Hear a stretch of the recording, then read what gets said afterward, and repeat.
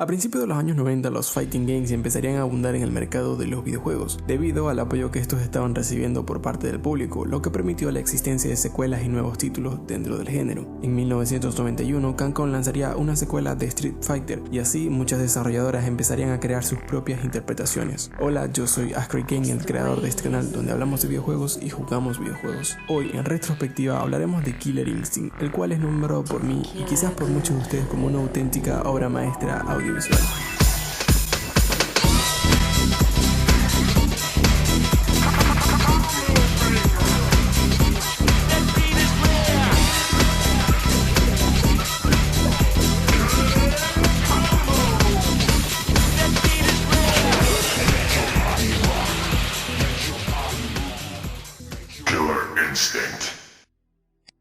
En el transcurso de los primeros años 90, una desarrolladora británica llamada Rareware empezaría el desarrollo de un videojuego de luchas al cual ellos llamarían Brute Force. Este tendría como propósito causar el interés de los miles y cientos de fanáticos del por aquel entonces popular Street Fighter. Durante esta etapa de desarrollo, Nintendo decidió adquirir el 49% de las acciones de esta desarrolladora, convirtiéndola en una second party. Y te preguntarás, ¿por qué Nintendo decidió adquirir el 49% de las acciones de esta desarrolladora? Pues verás, Rare era bien conocida por ser una de las desarrolladoras dedicadas a lanzar videojuegos con la máxima potencia gráfica que se podía alcanzar dentro de una consola. Casualmente, Nintendo estaba en busca de una desarrolladora con estas características, por lo que querían ver de qué eran capaces. Así que le pidieron a Rare que desarrollaran una pequeña demo usando como personaje a Donkey Kong. Cuando los japoneses visitaron el estudio británico, quedaron sorprendidos con el resultado que estos habían logrado. Es ahí cuando la compañía japonesa compró el 25% de las acciones de Rare y que más tarde la ampliaron a un 49%. Nintendo se vio impresionado por los personajes 3D que estos estaban creando, por lo que también se vieron interesados en saber si podían desarrollar un videojuego de luchas con ellos. Luego de la compra de las acciones, Nintendo of America se convertiría en un aliado para esta desarrolladora, por lo que Nintendo decidió enviar a sus oficinas a uno de sus nuevos integrantes, llamado Ken Lott, quien en su segunda semana de trabajo, se encargaría de investigar cuánto iba a costar comprarles todo el hardware y software necesario para crear este nuevo videojuego. Muchas cosas repercutieron en el desarrollo de este videojuego, incluso la compra de las acciones que adquirió Nintendo, haciendo que ésta obtuviera muchos cambios durante el desarrollo, hasta culminar con el resultado final, el cual conocemos hoy en día. El nombre de Brute Force quedó totalmente descartado debido a que ya estaba siendo utilizado y se encontraba protegido con derechos de autor. Aún así, el reemplazo perfecto de llegaría como Killer Instinct. Este videojuego llegaría finalmente a las salas de juegos el 19 de octubre de 1994, siendo distribuido por Midway y comercializado por Nintendo. Cuando Killer Instinct salió al mercado no había nada que se le pareciese, sus gráficos, sonido y mecánicas de juego eran increíbles. Este sería el primer videojuego arcade en incorporar un disco duro interno en la placa del juego. Esto le permitió al equipo de desarrollo almacenar grandes cantidades de datos, lo que permitió que el juego obtuviera escenas de video gráficos con gran cantidad de detalle y un sonido de mayor calidad. Como ya lo dije anteriormente, gráficamente era muy diferente y no había juego que se le pareciese. Killer Instinct no era un juego en 3 dimensiones, pero se utilizaron gráficos pre-renderizados, lo que le dio un aspecto tridimensional sin llegar a serlo. Estos gráficos pre-renderizados son creados a partir de modelos 3D, los cuales luego son renderizados dentro de un hardware potente, el cual los convierte en imágenes o videos. En Rare utilizaron estaciones de trabajo Silicon Graphics para crear los modelos 3D de los personajes y de los escenarios. La tecnología Silicon Graphics destacó mucho en aquellos tiempos debido a que se utilizó en películas recordadas hoy en día como Jurassic Park y Terminator. Esta misma tecnología también sería usada por Rare para desarrollar Donkey Kong Country, otro videojuego lanzado ese mismo año, pero esta vez para la consola de sobremesas Super Nintendo. Para animar los modelos 3D de los personajes utilizaron otra tecnología llamada Float of Bears. Esta tecnología de captura de movimiento tenía pequeños sensores que se colocaban sobre el cuerpo y al finalizar este proceso se extraían los datos de estos sensores, obteniendo así los movimientos realizados en los modelos 3D de los personajes. La creación de los personajes estuvo en manos de Kevin Bayliss, quien mencionó que varios de los diseños estuvieron inspirados en películas que miraba cuando era un niño. También dijo que admiraba mucho a Ray Harryhausen, un productor cinematográfico muy conocido en aquellos tiempos por su estilo en la técnica de animación stop motion.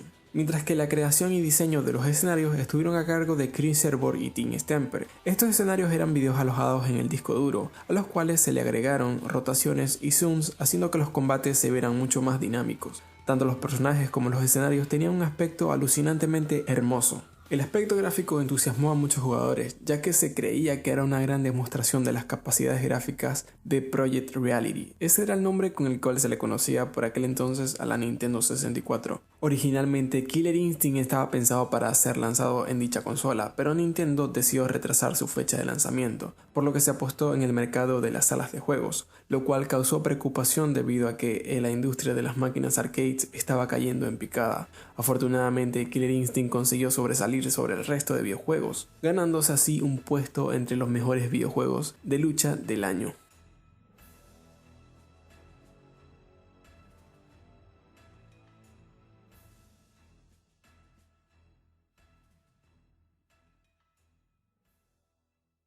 Jugar Killer Instinct se sentía increíble. A pesar de tener tan solo 10 personajes jugables, la profundidad en los movimientos y capacidades que tenía cada uno hacían del juego algo más profundo a comparación de otros juegos de lucha con más personajes. Ken Lo resultó ser un gran fanático de los videojuegos de lucha y películas de artes marciales, por lo que este comenzó a reunirse también con los desarrolladores para ayudarlos con nuevas ideas. Una de esas ideas fue la incorporación de combos dentro del juego. Ken Lo escribió una especificación de 10 páginas llamada "Así es como tenemos que pensar en los combos de Killer Instinct". En dicho documento solo se habla de openers, autodoble y finisher, mientras que en Rare por parte de Chris Simpson surgió la idea de linkers y air juggles.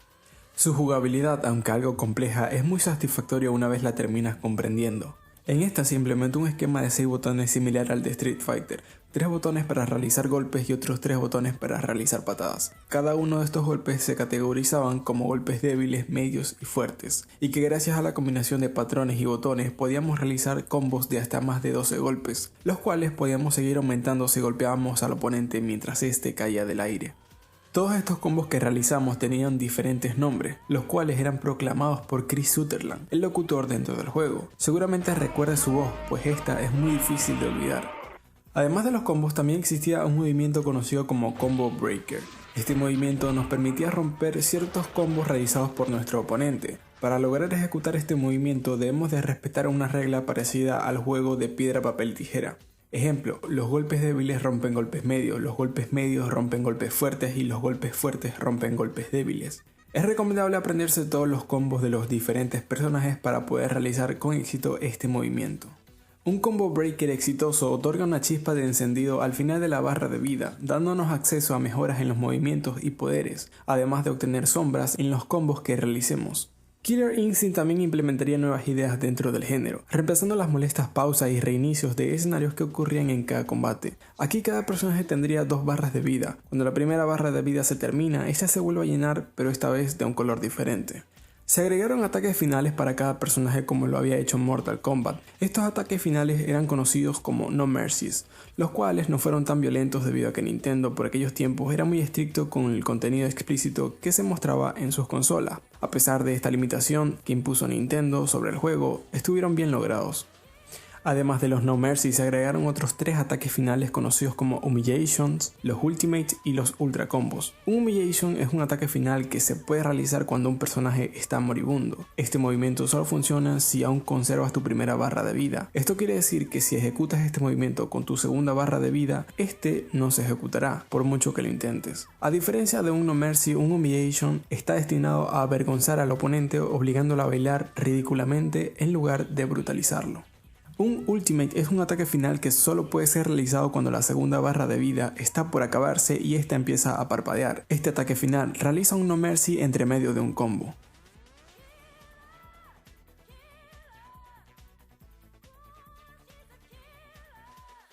Un Ultra Combo es un ataque final que también puede ser realizado cuando la segunda barra de vida está por acabarse y esta empieza a parpadear. Cuando este ataque se realiza, nuestro personaje extiende un combo de manera automática, dando como resultado un combo espectacularmente largo que termina matando al oponente. Aparte de todos estos movimientos finales, también teníamos la oportunidad de reanimar a nuestro personaje cuando éste se encontraba moribundo. Si nuestro oponente no realiza ninguna acción que nos termine matando por completo, nos da la oportunidad de poder reanimar a nuestro personaje. Para lograr esto, solo debemos de oprimir todos los botones de manera constante y rápida. Si lo logramos, tendremos una última oportunidad de seguir luchando, con la ventaja de que ahora nuestros golpes y patadas causarán más daño de lo normal. Pero lo malo es que el mínimo golpe que recibamos nos terminará matando. Este videojuego traía consigo una increíble banda sonora, la cual fue compuesta por Robin Bailan y Gray Norgate. La banda sonora tenía una gama de techno dance y música rock que dio lugar a muchas melodías pegadizas y alegres que hacían de nuestros combates algo emocionante.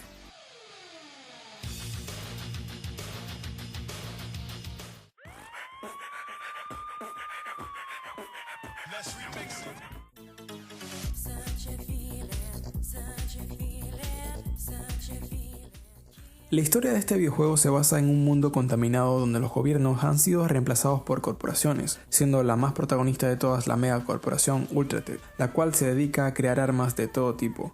Ultrated realiza cada año un torneo de luchas llamado Killer Instinct, donde el ganador de dicho torneo puede pedir aquello que más desee, pero el verdadero propósito de este torneo es poner a prueba todas las nuevas armas que estos van desarrollando.